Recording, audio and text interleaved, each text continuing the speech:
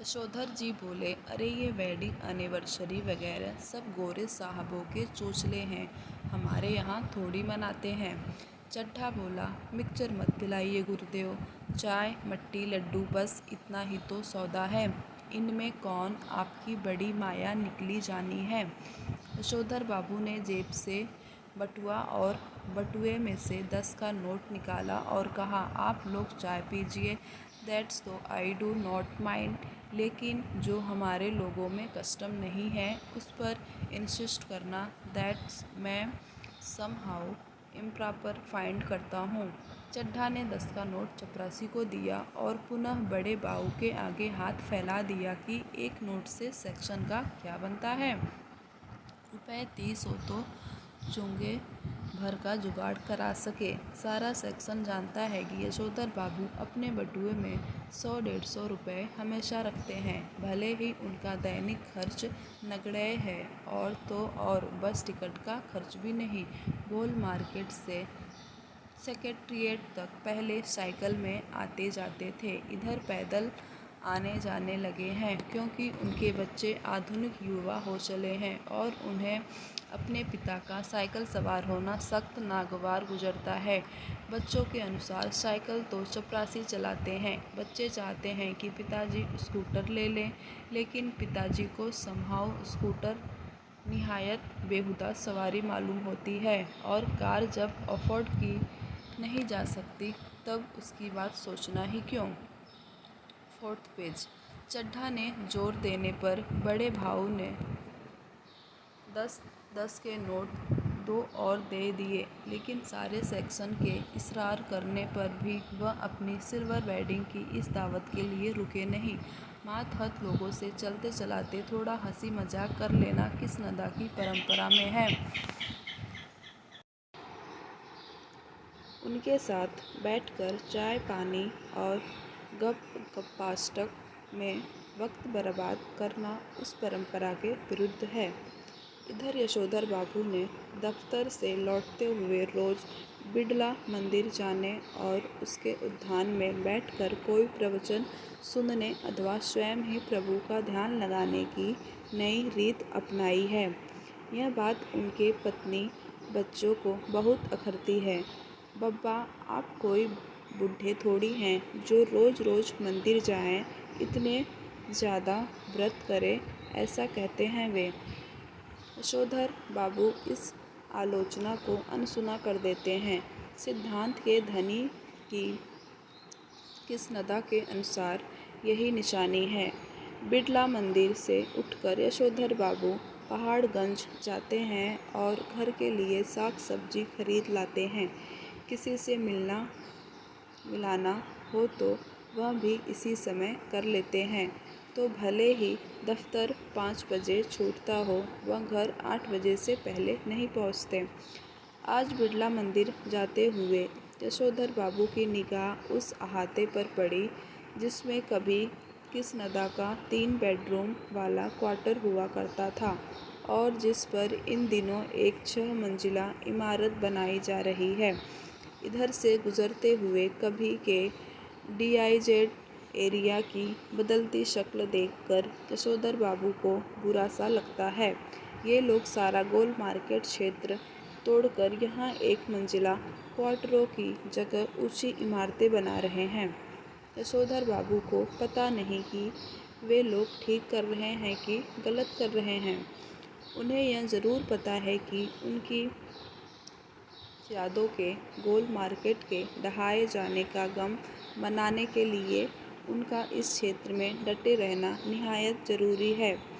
उन्हें एंड्रयूजगंज, लक्ष्मीबाई नगर, पंडारा रोड आदि नई बस्तियों में पद की गरिमा के अनुरूप D2 टाइप क्वार्टर मिलने की अच्छी खबर कई बार आई है, मगर हर बार उन्होंने गोल मार्केट छोड़ने से इनकार कर दिया है। जब उनका क्वार्टर टूटने का नंबर आया तब भी उन्होंने इसी क्षेत्र की इन बस्तियों में बचे हुए क्वार्टरों में एक अपने नाम अलाट करा लिया। पत्नी के यह पूछने पर कि जब यह भी टूट जाएगा तब क्या करोगे, उन्होंने कहा, तब की तब देखी जाएगी। कहा और उसी तरह मुस्कुराए जिस तरह कृष्णदा यही फ़िक्रा कहकर मुस्कुराते थे।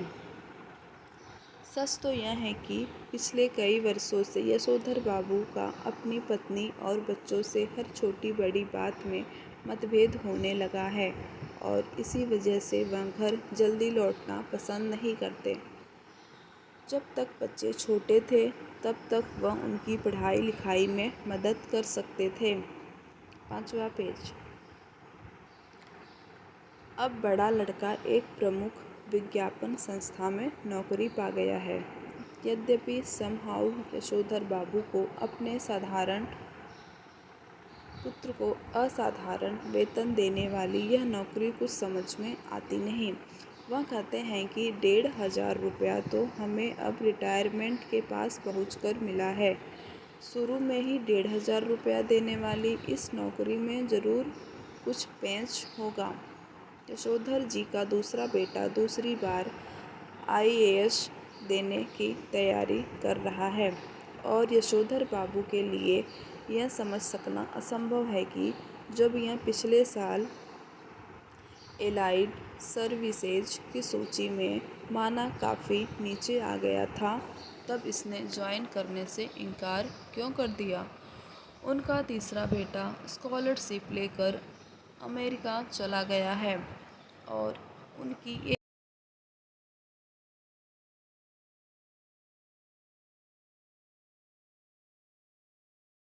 बल्कि डॉक्टरी की उच्चतम शिक्षा के लिए स्वयं भी अमेरिका चले जाने की धमकी दे रही है। यशोधर बाबू जहां बच्चों की इस तरक्की से खुश होते हैं वहां समहाउ यह भी अनुभव करते हैं कि वह खुशहाली भी कैसी जो अपनों में परायापन पैदा करे। अपने बच्चों द्वारा गरीब रिश्तेदारों की उपेक्षा उन्हें समहाउ जचती नहीं। एनीवे, जनरेशनों में गैप तो होता ही है। सुना, ऐसा कहकर स्वयं को दिलासा देते हैं पिता। यद्यपि यशोधर बाबू की पत्नी अपने मूल संस्कारों से किसी भी तरह आधुनिक नहीं है, तथापि बच्चों की तरफदारी करने की मात्र सुलभ मजबूरी ने उन्हें भी मॉड बना डाला है। कुछ यह भी है कि जिस समय उनकी शादी हुई थी यशोधर बाबू के साथ गांव से आए ताऊजी और उनके 2 विवाहित बेटे भी रहा करते थे। इस संयुक्त परिवार में पीछे ही पीछे बहुओं में गजब के तनाव थे, लेकिन ताऊजी के डर से कोई कुछ कह नहीं पाता था। यशोधर बाबू की पत्नी को शिकायत है कि संयुक्त परिवार वाले उस दौर में पति ने हमारा पक्ष कभी नहीं लिया, बस जेठानियों की चलने दी।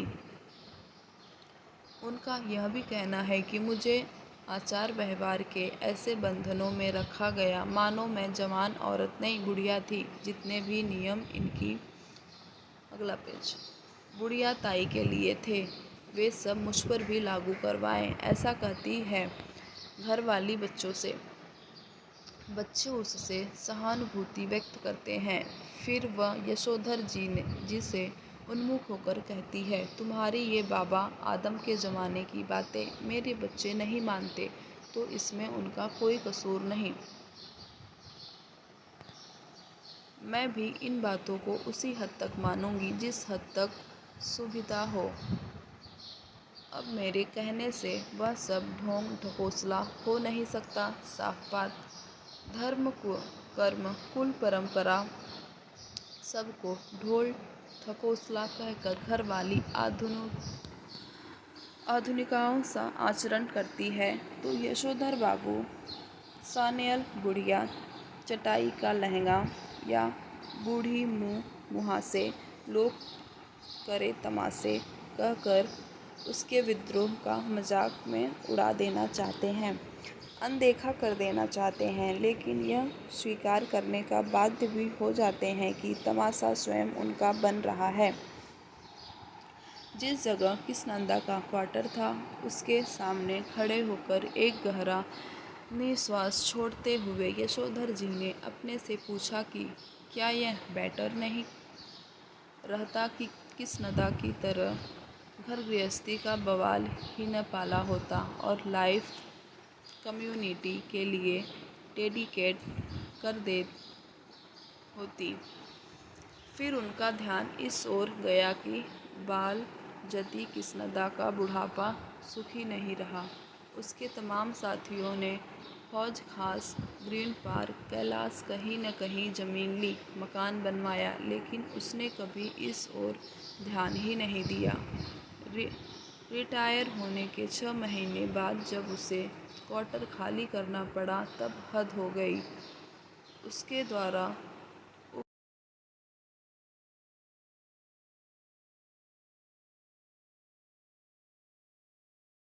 स्वयं यशोधर बाबू उसके सामने ऐसा कोई प्रस्ताव नहीं रख पाए, क्योंकि उस समय तक उनकी शादी हो चुकी थी और उनके 2 कमरों के क्वार्टर में 3 परिवार रहा करते थे। कृष्णदा कुछ साल राजेंद्र नगर में किराए का क्वार्टर लेकर रहा और फिर अपने गांव लौट गया, जहां साल भर बाद उसकी मृत्यु हो गई। ज़्यादा पेंशन खा नहीं सका बेचारा। विचित्र बात यह है कि उसे कोई भी बीमारी नहीं हुई, बस रिटायर होने के बाद मुरझाता सूखता ही चला गया। जब उसके एक बिरादर से मृत्यु का कारण पूछा तब उसने यशोधर बाबू को यही जवाब दिया, जो हुआ होगा, यानी पता नहीं क्या हुआ। जिन लोगों के बाल बच्चे नहीं होते, घर परिवार नहीं होता, उनकी रिटायर होने के बाद जो हुआ होगा से भी मौत हो जाती है। यह जानते हैं यशोधर जी। बच्चों का होना भी ज़रूरी है। यह सही है कि यशोधर जी के बच्चे मनमानी कर रहे हैं और ऐसा संकेत दे रहे हैं कि उनके कारण यशोधर जी के बुढ़ापे में कोई विशेष सुख प्राप्त नहीं होगा। लेकिन यशोधर जी, अगला पेज, अपने मर्यादा पुरुष कृष्णदा से सुनी हुई यह बात नहीं भूले हैं कि गधा पचीसी में कोई क्या करता है, इसकी चिंता नहीं करनी चाहिए, क्योंकि बाद में हर आदमी समझदार हो जाता है। यद्यपि युवा यशोधर को विश्वास नहीं होता, तथापि कृष्णदा बताते हैं कि किस तरह मैंने जवानी में 50 किस्म की खुराफात की है। अकड़ी चुराना, गर्दन मोड़ के मुर्गी मार देना, पीछे की खिड़की से कूदकर सेकंड शो सिनेमा देखाना, कौन कर्म ऐसा है जो तुम्हारे इस कृष्णदा ने नहीं कर रखा। जिम्मेदारी सर पर पड़ेगी तब सब अपने आप ही ठीक हो जाएंगे। यह भी कृष्णदा से विरासत में मिला हुआ एक फ़िक्रा है, जिसे यशोधर बाबू अक्सर अपने बच्चों के प्रसंग में दोहराते हैं। उन्हें कभी कभी लगता है कि अगर मेरे पिता तब नहीं गुजर गए होते जब मैं मैट्रिक में था, तो शायद मैं भी गधा पचीसी के लंबे दौर से गुजरता। जिम्मेदारी सर पर जल्दी पड़ गई तो जल्दी से जिम्मेदार आदमी भी बन गया। जब तक बाप है तब तक मौज कर ले। यह बात यशोधर जी कभी कभी तंजिया कहते हैं, लेकिन कहते हुए उनके चेहरे पर जो मुस्कान खेल जाती है वह बच्चों पर यह प्रकट करती है कि बाप को उनका सनात होना, गैर जिम्मेदार होना कुल मिलाकर अच्छा लगता है। यशोधर बाबू कभी कभी मन ही मन स्वीकार करते हैं कि दुनियादारी में बीवी बच्चे उनके अधिक सुलझे हुए हो सकते हैं, लेकिन 2 के 4 करने वाली दुनिया ही उन्हें कहाँ मंजूर है, जो उसकी रीत मंजूर करे। दुनियादारी के हिसाब से बच्चों का यह कहना सही हो सकता है कि कब्बा ने डीडीए फ्लैट के लिए पैसा न भर के भयंकर भूल की है, किंतु समहाउ यशोधर बाबू को कृष्णदा की यह उक्त अब भी जचती है।